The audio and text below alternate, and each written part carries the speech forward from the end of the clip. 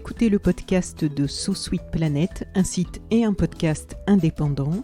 Je suis Anne Greff et je vous propose des interviews avec des personnalités pour discuter autour des thèmes environnement, culture et droits humains avec l'idée d'ouvrir des portes vers d'autres cultures, d'autres regards et d'autres approches du monde.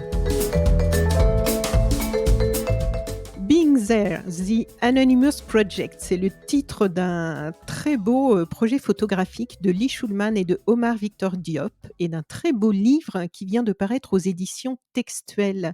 Je reçois Taous Damani, historienne de l'art, écrivaine et commissaire d'exposition, dont les travaux portent sur les liens entre photographie et lutte politique et en particulier sur les récits migratoires et intersectionnels. Bonjour Taous Damani. Bonjour et merci beaucoup pour ton invitation et ton accueil. C'est un plaisir parce que lorsque j'ai lu ta bio, ça m'a donné envie d'en savoir aussi un peu plus sur toi. Déjà que le projet, j'ai eu un très gros coup de cœur sur ce livre que tu as préfacé. Donc j'imagine que ça t'a demandé une certaine immersion et que du coup tu vas pouvoir nous en parler. C'est en fait ce projet, c'est le fruit d'une collaboration entre deux artistes déjà bien connus dans leur domaine respectif. Le réalisateur Lee Shulman, créateur donc de The Anonymous Project, et Omar Victor Diop, autoportraitiste sénégalais. Est-ce que tu peux déjà nous expliquer un petit peu le concept, parce que c'est vrai qu'il faut rentrer un peu dans, c'est quand même une histoire un peu en poupée russe, toute cette histoire. Est-ce que tu peux nous expliquer déjà donc un peu le concept de The Anonymous Project au départ? Oui, alors, bien évidemment, je ne peux pas parler pour Lee Shulman qui est, l'expert de son propre projet. Oui. Mais l'idée, disons pour être le plus efficace possible est, Mmh.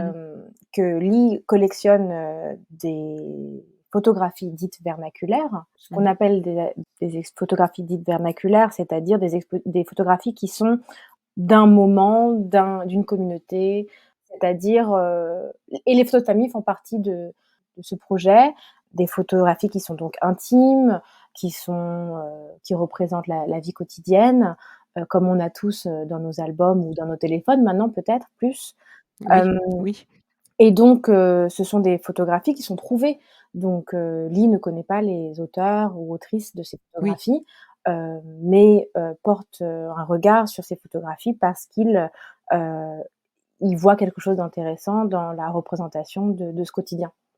Donc si j'ai bien compris, il s'est passionné pour ces photographies, anonymes en fait, sans savoir qui les avait prises, mais qui sont, tous de la même période, hein, de la même époque, je crois, des années 50-60, c'est ça? Oui, bah, en fait, il collecte, il préserve, il numérise. Heu, je sais qu'il garde ça de manière, comme une archive presque professionnelle ou institutionnelle. Et c'est toujours, soit des négatifs, je crois, et des diapositives. Et c'est, pour ce projet-là, c'est effectivement les années 50-60, mais je crois que Anonymous Project, dans son C'est plus entièreté, vaste. c'est plus vaste. Disons que c'est, à partir de la seconde moitié du XXe siècle, presque jusqu'à nos jours, je crois. Oui, et je crois qu'il est autour du million de photos, Il doit en avoir énormément, oui. c'est assez impressionnant, et donc à partir de là, il a créé déjà, 1 ou plusieurs Mmh projets, mh. je Mmh crois, mh. en utilisant ce matériau, si on peut dire, c'est ce matériau de ces photographies qui peuvent sembler, banales, et en fait, il accroche notre, regard avec des angles, en faisant quelque chose de particulier. Oui, tout à fait. Moi, j'ai Mmh. découvert, le travail de Lee et son activité, lors d'une expo à Arles, aux rencontres photographiques, qui s'appelait donc The House, la maison. Et je ne sais pas si tu avais eu l'occasion de voir cette exposition, mais c'était Malheureusement non, j'ai vu que tu avais, travaillé, oui, effectivement, aussi sur les oui, oui, rencontres, mais les fameuses rencontres. oui, c'était l'édition de 2019, je crois, The Oui. House. Et c'était vraiment, assez, incroyable parce que, du fait de son identité de réalisateur, Lee a la capacité de proposer des projets tout à fait immersifs, et l'exposition de House permettait vraiment de s'immerger réellement, dans une maison qui avait été presque reconstituée à travers, comme ça, ces photographies, anonymes. C'était un projet tout à fait intéressant. maintenant, le concept de ce projet avec Omar Victor Diop, est-ce que tu peux, nous expliquer un petit peu de quoi il s'agit? Et on va après entrer un peu plus en détail sur, pourquoi c'est tellement intéressant et pertinent aussi. Oui, bien sûr, je crois que Lee et Omar, étaient amis d'abord, et puis, à travers, plusieurs conversations, ont eu cette idée-là de collaboration. Donc c'était donc une invitation, Lee a, le goût de la collaboration et a déjà collaboré avec, d'autres artistes et photographes, par le passé et donc a invité Omar, à réfléchir avec lui à ce projet qui est donc devenu, comme tu le décrivais, ce livre, publié chez Textuel. Et donc c'est un processus qui est tout à fait intéressant parce qu'il y a d'abord une sélection, bien évidemment, dans la collection de Lee, de ces images de famille, de ces images vernaculaires et ensuite il y a tout un travail, digne des plus grandes productions hollywoodiennes, production, de reproduction disons, hem, incarnée donc par Omar Victor Diop. Donc il y a une sélection, collaborative et ensuite ensemble, ils pensent à, des petites donc scénettes qu'ils vont repenser et Omar Victor Diop, à la fois artiste et ici, acteur aussi quelque part, va venir, incarner un personnage et ce personnage va venir hem, s'incruster sur ces photographies. Donc c'est bien entendu un travail, de production assez important où il faut trouver, les bons costumes. Il y a un fond vert et puis ensuite c'est la magie bien entendu, de nos technologies qui permettent de donner l'illusion, de la présence d'Omar Victor Diop, au sein de Dans ces dans familles, cette famille oui, des années 50, ouais, blanches. blanche, tout à fait.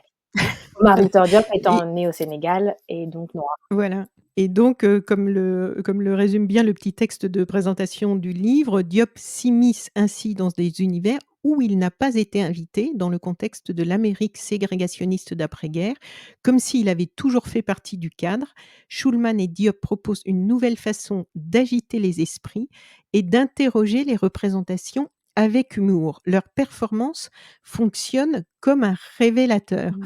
Alors comme on est en radio et que malheureusement, bon, moi je vais mettre des liens, hein, dans le texte de descriptif du podcast pour aller vers le site de Textuel, puisque j'ai vu qu'on peut, faire défiler et voir, justement quelques photos parce qu'il faut vraiment les voir ces photos, c'est impressionnant et on sourit aussi même si, quand on repense au contexte et à tout ce qui s'est passé, entre les photos et aujourd'hui, à tout ce qui reste à faire et bon, il y a plusieurs, dimensions après le sourire, on va dire. Est-ce que tu peux nous en décrire deux trois des photos peut-être pour donner une idée à nos auditrices et auditeurs, de quoi on parle? Oui et d'abord, avant peut-être de décrire, j'aimerais rebondir sur ce que tu viens de dire. Je crois que c'est quelque chose, moi, qui m'intéresse beaucoup, et qui m'a toujours beaucoup plu, notamment dans le travail de Omar Victor Diop. Oui. Cette manière, peut-être même cette stratégie, d'accueillir le regardeur, le spectateur, de le prendre par la main aussi avec le sourire, avec le beau, Mmh. avec la question de l'esthétique, pour ensuite dans un deuxième temps, l'inviter à réfléchir et ça, je crois que c'est une très belle manière de faire dans un Oui, monde, très polarisé comme tu le décrivais, qui a du mal oui et très parfois violent. oui et qui a du Mmh. mal à se parler parfois et Oui. donc du coup, il y a des choses, intéressantes qui se jouent là, dans ces Ah stratégies, oui, oui, artistiques. Pour la description, je vais peut-être prendre ma copie du livre et puis, oui. regarder, certaines des images. Il y en a une là, j'ouvre, Je prends la mienne. Tu peux me dire la page comme ça je vais aller, alors il y a pas de numéro de suivre. page malheureusement, Ah oui, c'est vrai. hem Ah oui, mais effectivement. mais je peux t'en décrire quelques-unes, il y en a une, moi, par exemple, qui me fait sourire. On est donc, clairement en montagne, Oui, enneigé, on a une femme de dos avec un manteau rouge, et un sac à main et puis, on a, à droite, à ses côtés, Omar Victor Diop en tenue, de montagne de l'époque, heu de l'époque, oui. hein, avec les skis de Avec l'époque. les skis de l'époque et c'est pour ça aussi qu'il faut bien, se rendre compte du boulot de prod derrière, du duo, pour avoir, trouvé tous ces vêtements et d'ailleurs, Omar, me disait récemment, qu'il était déçu de pas avoir pu garder tous ses vêtements. Oui, Hem, j'ai lu ça, oui. et donc Qui lui faisait penser à son père d'ailleurs. oui, Il s'est j'ai lu qu'il s'était senti, presque être son père en s'habillant avec des vêtements de cette époque. oui, tout à fait, et donc bonnet, sur la tête, lunettes de soleil, et qui pointe du doigt, l'horizon. Hem Bien évidemment, il y a plusieurs contrastes qui font sourire ici.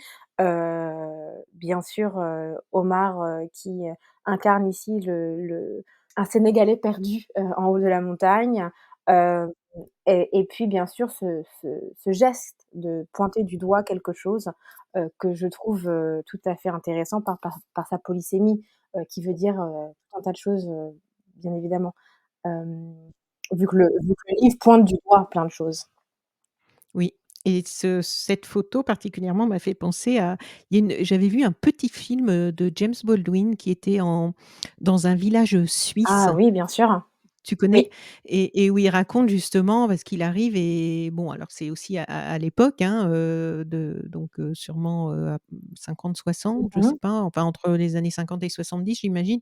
Et il arrive dans ce village, enfin il est encore jeune, hein, il est tout emmitouflé et il est perçu comme vraiment l'étranger par sa Mmh. couleur de peau. Donc il décrit toutes ses réactions et aussi la tristesse que ça provoque chez lui Oui, tout à fait. James Baldwin a séjourné donc, en Suisse, je crois que c'est au début des années 60, et a écrit un texte qui s'appelle «Un étranger dans le village».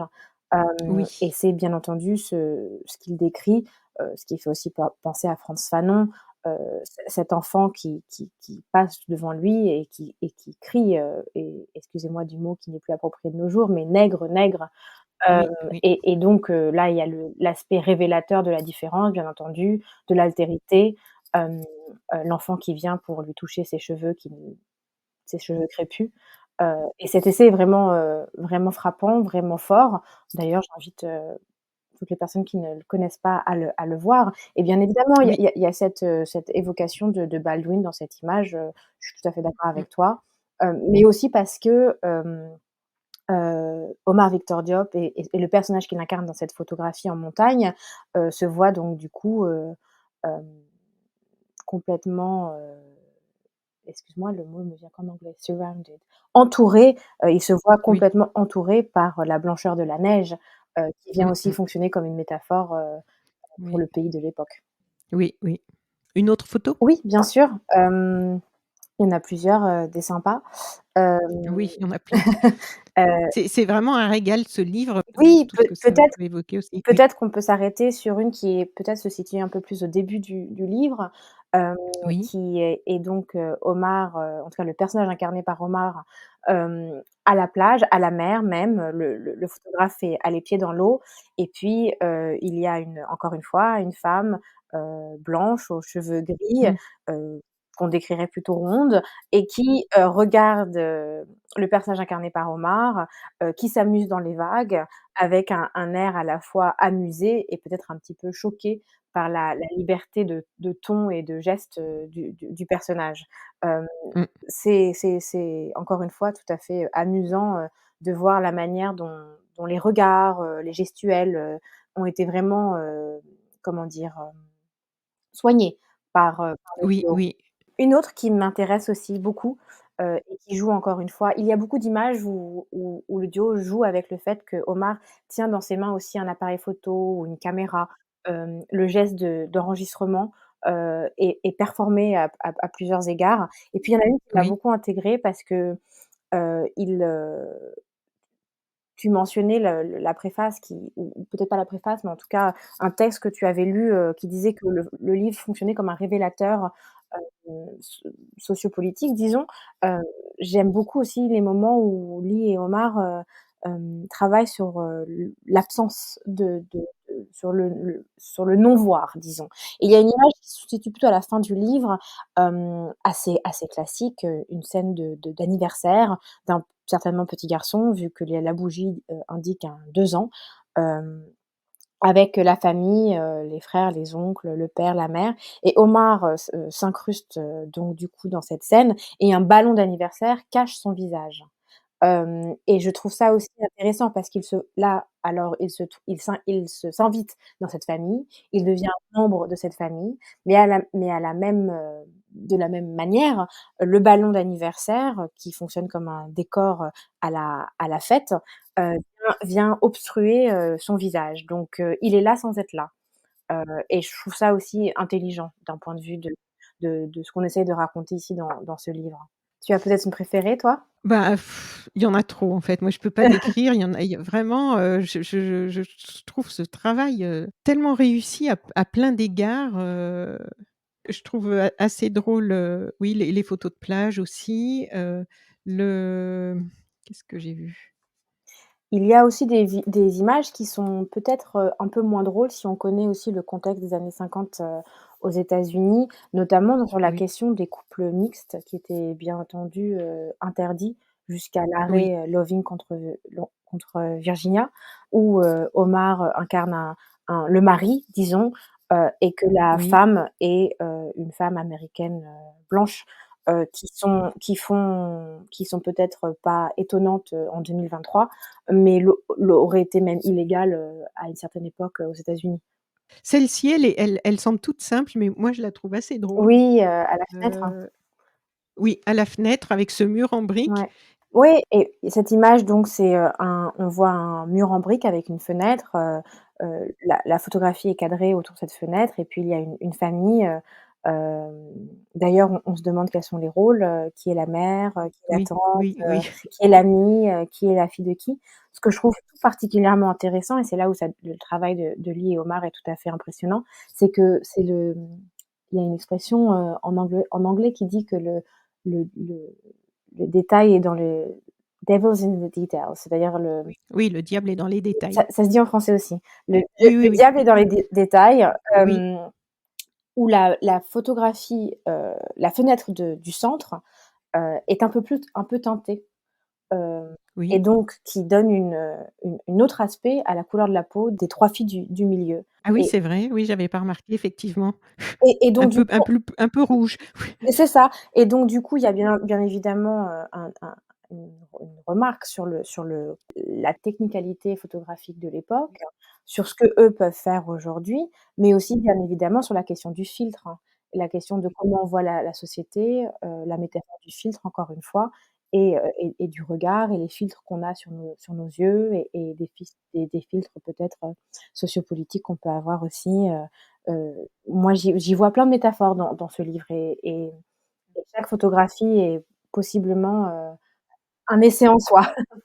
Celle-ci Oui, aussi, où ils sont en train de regarder des vinyles, donc il y a une vieille télé de l'époque, hein, on voit plein de choses, qui seraient collector aujourd'hui et en fait, on voit ces pochettes de vinyle où à l'époque, il y avait beaucoup d'artistes, noirs qui étaient, dans les meilleures ventes et quand on lit un peu, tout ce qu'ils pouvaient endurer à l'époque, on pouvait trouver dans une famille, dont là, on voit cette dame, donc américaine, blanche, de ces années sûrement 50 là, qui est en train de regarder ses vinyles et ils sont assis par terre et à l'époque, ce qui est drôle, enfin c'est pas drôle, c'est terrible, mais dans cette photo, évidemment, il y a sûrement des vinyles de grands artistes, noirs de l'époque, mais qui pouvaient être dans le salon en tant que vinyle, mais qui n'auraient pas pu être dans le salon puisqu'ils n'avaient même quand ils devaient chanter quelque part, ils devaient passer par des portes, enfin ils pouvaient pas rentrer par la salle parce qu'il fallait pas qu'ils cohabitent, même 5 minutes, il fallait pas qu'ils soient dans le même espace que les personnes blanches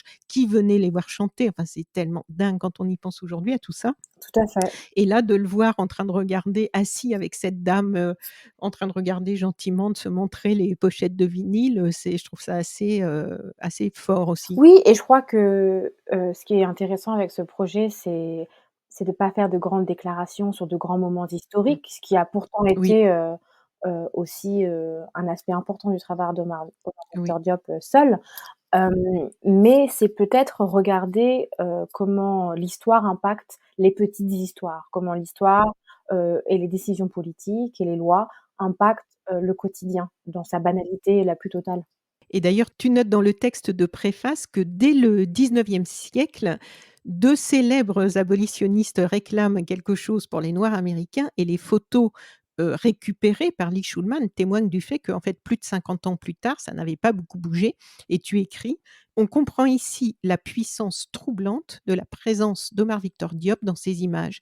Est-ce que tu peux nous expliquer un petit peu cette mise en perspective dans le temps par rapport à ces 2 abolitionnistes et ce qu'ils ont dit à l'époque, que je vais te les laisser nous réexpliquer et ce que tu évoques, c'est-à-dire en quoi la présence d'Omar Victor Diop dans ces images est d'une puissance troublante? Oui, bien sûr. Frédéric Douglass, est connu pour avoir été peut-être l'homme le plus photographié, des États-Unis.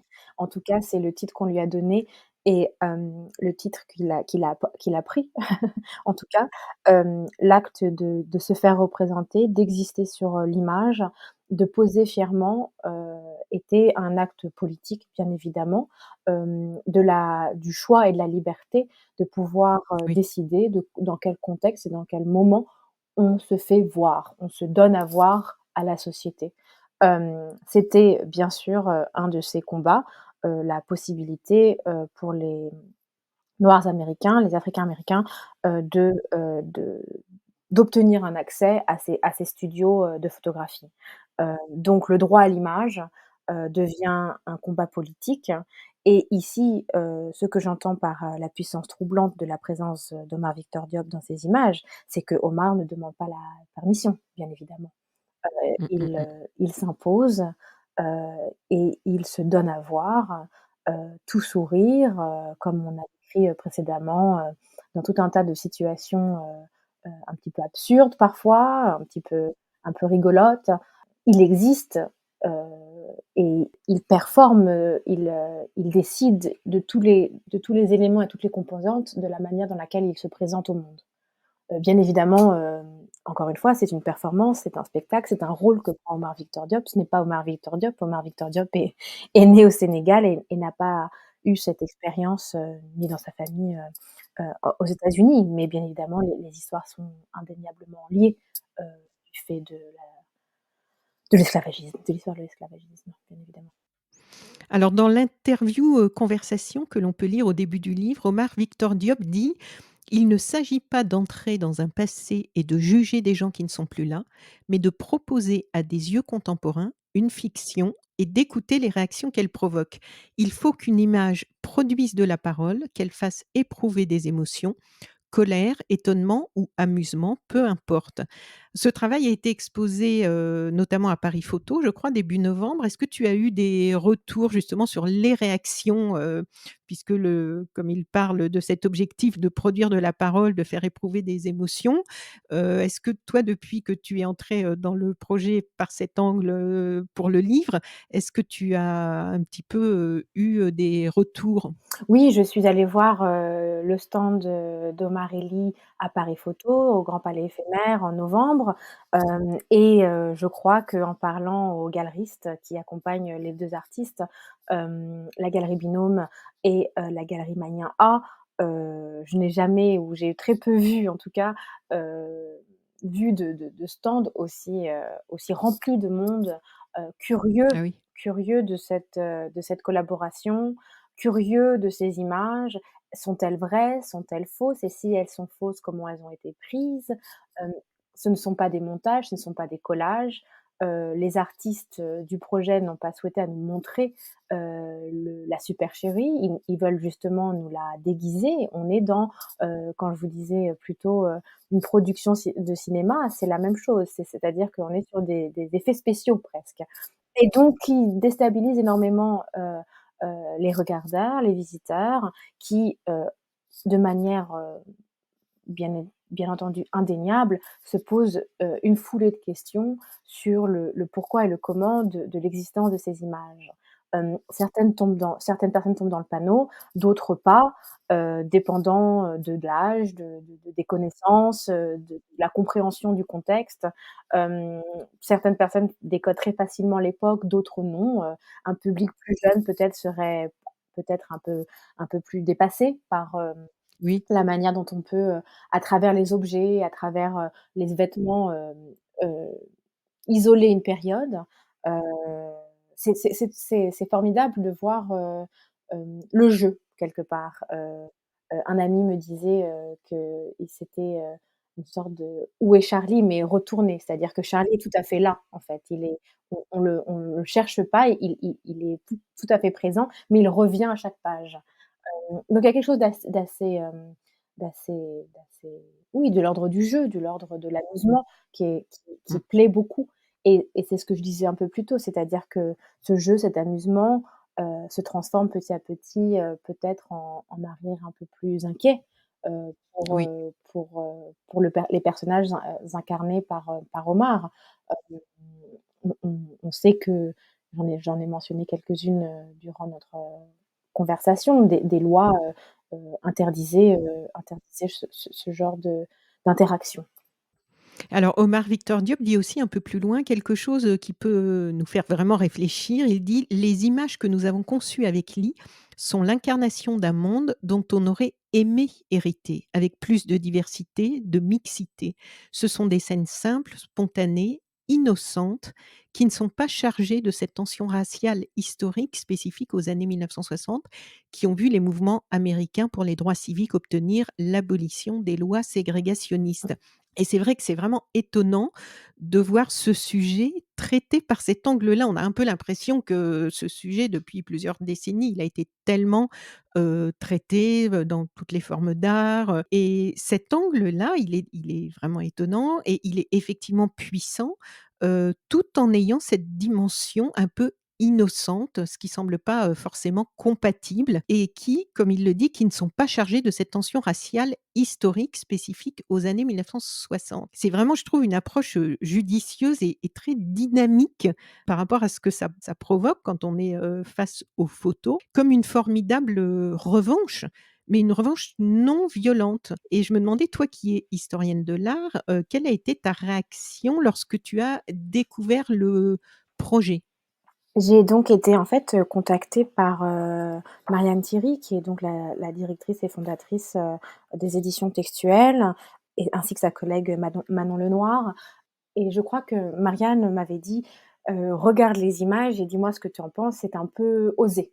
Je crois qu'elle avait utilisé ce mot-là. Ah oui. Hem, et je pense que tu serais, la bonne personne pour écrire, sur ça. Effectivement, c'est osé, c'est impertinent, c'est je crois que la valeur, du rire, dans la manière dont on peut, parler de notre monde, hem, Mmh. est tout à fait judicieuse. C'est une bonne manière de une fois qu'on a rigolé, on se sent peut-être plus détendu pour avoir ensuite des conversations un peu plus sérieuses et un peu plus Oui. difficiles. Mmh Ça mh. met le rire met tout le monde sur, une position d'égalité, il y a quelque chose de l'ordre du bienfait en fait, du rire, de nous mettre tous, sur une position d'avoir tous participé à une bonne blague et une fois qu'on a fait ce constat-là, il y a quand même inévitablement, une un 2e moment de lecture, heu Oui. et je crois qu'on est plus capable bien plus capable d'accepter ce 2e moment de lecture une fois qu'on est passé par le rire.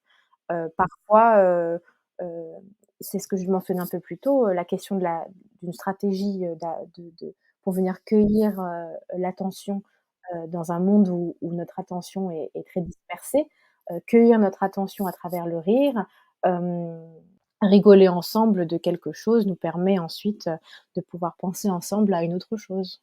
Mais par contre, quelque chose que je trouve intéressant par ailleurs, c'est les contextes de réception des travaux. C'est-à-dire que pour le moment, le livre vient de sortir, je suis, au courant de la réception plutôt française, Oui. du livre et donc du coup, peut-être qu'il y a une plus grande, comment dirais-je? Plus grande simplicité à regarder les problèmes des voisins que les problèmes Ah oui. qu'on a à la maison. Tu vois ce que je veux dire? Et donc peut-être qu'il serait intéressant de voir, la réception de l'ouvrage et des photographies et peut-être des expositions, s'il y a des expositions dans le futur, sur le territoire nord-américain et aux États-Unis plus particulièrement. Oui. Mais c'est vrai que pour, revenir à ce que tu disais, c'est cette approche, dont on parle là, cet angle tellement, intéressant, c'est très subtil aussi, je trouve. Toute la façon dont ils ont conçu là le les scènes, je sais pas trop comment appeler, ces mises en scène en fait, dans chaque photo, il y a quelque chose de très délicat, de très subtil, hein. On n'est pas dans la c'est drôle, mais c'est très fin, je trouve, et j'ai lu, que Lee Shulman et Omar Victor Diop, souhaitaient pour leur part, respecter l'esthétique des instantanés originaux jusqu'à retrouver la texture de la surface des photographies et le grain exact des images. Et en fait, j'ai pris conscience en préparant l'interview, et j'avoue que peut-être parce que je suis pas experte en photographie, je n'en avais pas pris conscience à ce point du travail qu'il y avait de composition en amont pour arriver à ces résultats-là. Et il dit aussi, Lee Shulman, que le retoucheur Fred Moreau a réalisé le travail d'intégration afin de retrouver le grain exact, les niveaux de détail ou de flou, les contrastes et les niveaux de densité, les bonnes ombres. On n'imagine pas tout ce qu'il y a de travail, en fait, pour arriver à ce résultat, parce que j'ai regardé les photos après avoir lu ça, et je me suis aperçue qu'effectivement, il y a même les ombres, quand Omar Victor Diop, pose dans une scène, donc ils ont reconstitué, le pour pouvoir l'intégrer, et on a les effets de lumière, d'ombre, tout est on ne voit pas la différence. On a vraiment l'impression qu'il était, là au moment de la prise de la photo. C'est toute la réussite du projet, mais je me doutais pas qu'il avait fallu un tel travail, en fait. Là, on n'est pas dans l'intelligence artificielle, tout ça Non, a été vraiment travaillé. c'est, bien évidemment, tout le travail, que je dirais même titanesque, des équipes qui ont permis à la réalisation de ces images, pour que ce soit le plus naturel possible, et je crois que c'est ça aussi qui est intéressant. C'est le dialogue, fin, pour eux, entre, extrême fiction et extrême réalité. Oui. C'est-à-dire que tout est absolument inventé, mais lorsque nos yeux se posent sur ces images, on a l'impression que c'est tout à fait, vrai, que nous regardons, une image trouvée, à cette époque. Et c'est là tout le génie du projet, aussi, je Mmh. crois. Oui, parce que même les regards, quand on les voit, puisque on le voit dans une piscine publique en train de s'amuser avec d'autres personnes, il y a les scènes d'anniversaire, les scènes de vacances, il répare une roue de voiture, et à chaque fois les regards, ça a dû être très compliqué et long à mettre en place, parce qu'on voit les échanges de regards comme s'ils étaient vraiment, côte à côte, comme s'ils étaient quand ils sont attablés ou dans un pub, et ils rient avec les personnes qui sont autour. Il y a pas un moment où on sent un petit décalage, où on se dit: «Ah là, on voit qu'il a été rajouté, quoi». Non, non, bien évidemment, et puis il s'insère dans les scènes, d'une manière tout à fait formidable, au point où, il y a même comme un échange entre les personnages. J'ai là sous mes yeux une photographie, d'un déjeuner, de type un peu pique-nique, d'une famille où Omar tend le bras pour attraper le sel, hem et ce genre de Oui. petits gestes, heu bien évidemment, l'intègre totalement et absolument dans la scène. C'est ça qui rend, la chose encore plus folle, Oui. de se dire que parce que s'il était seulement juste à côté, peut-être que on se dirait: «Ah, c'est peut-être plus simple», mais ou alors la scène où, en fait, Omar tient, des poissons, qui sont accrochés à une sorte de barre, et pareil, le le jeu de l'effort de tenir, et d'être de l'autre côté de cette personne, c'est incroyable. Donc c'est un formidable livre. Je vais te laisser nous redire le titre, si tu veux bien. Pourquoi? À cause de l'anglais?